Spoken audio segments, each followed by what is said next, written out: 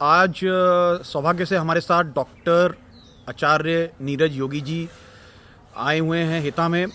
आप ऋषिकेश में बहुत सालों से कार्यरत हैं।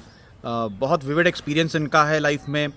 आइए इनसे पूछते हैं कि कैसा रहा इनका ये टूर हिता का, और दुनिया के लिए, यूथ्स के लिए क्या संदेश है इनका। Over to you sir. नमस्ते जी सभी को।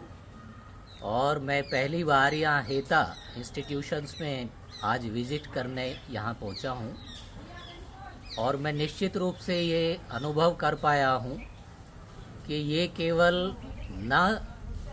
केवल गौशाला है, बल्कि ये गौ के संदर्भ में पंचगव्यों पर रिसर्च इंस्टीट्यूशन है, जहाँ पर रिसर्चेज होती हैं। ना केवल रिसर्चेज होती हैं, रिसर्चेज बेस्ड प्रोडक्ट्स बनते हैं, और उन प्रोडक्ट्स को बनते हुए भी हमने देखा है। कुछ प्रोडक्ट्स को हमने टेस्ट भी किया है, कुछ प्रोडक्ट्स को हमने भविष्य में उपयोग करने की इच्छा से कि उनके रिज़ल्ट कैसे हैं, उनके साथ हमें क्या एक्सपीरियंस होता है, हम यहाँ से लेकर के भी जा रहे हैं। और ऋषिकेश में हम अपना योग के कार्यक्रम देश विदेश में, फॉरेनर्स के बीच में, इंडियंस के बीच में पिछले 25 वर्षों से चलाते आते हैं, और अनेकों संस्थाओं के साथ हम जुड़े रहे हैं। लेकिन मैं ये कहना चाहूँगा, चाहे वो आयुर्वेद के लिए प्रयास करने वाली संस्थाएं हैं, या ऑर्गेनिक फार्मिंग के लिए प्रयास करने वाली संस्थाएं हैं, योग के प्रयास कहीं पर हैं, या कहीं पर प्राकृतिक चिकित्सा के लिए प्रयासरत कोई संस्था है, यदि ये इनमें एक दूसरे में सभी में कनेक्शन नहीं होगा, यानी कि नेचुरोपैथी, आयुर्वेदा, योग और ऑर्गेनिक फार्मिंग, ये सारा, और सेंटर में यदि गौ माता नहीं होगी, तो आयुर्वेद, प्राकृतिक चिकित्सा, योग के आश्रम या ऑर्गेनिक फार्मिंग कि मैं तो कल्पना कर ही नहीं सकता।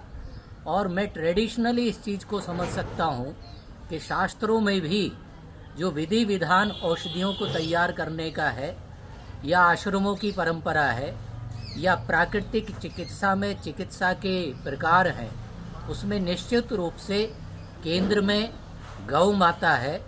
तो गौ माता से रिलेटेड जहाँ पर भी कोई संस्थान, जहाँ पर भी कोई प्रोडक्ट, जहाँ पर भी कोई प्रयास है, तो मैं निश्चित रूप से ये कह सकता हूँ अपने अनुभवों के साथ कि वो स्थान निश्चित रूप से जेन्युइन, क्लासिकल और ट्रेडिशनल, ऑथेंटिक वे में चल रहा है।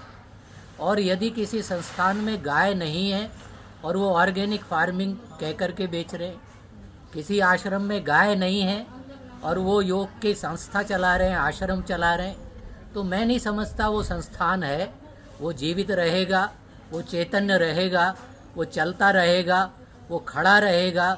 मुझे तो उसमें संदेह है कि जहाँ गाय नहीं है, वो आश्रम, वो संस्था, वो प्राकृतिक चिकित्सा, वो आयुर्वेद का संस्थान, या वो ऑर्गेनिक फार्मिंग, मैं तो कल्पना नहीं कर सकता।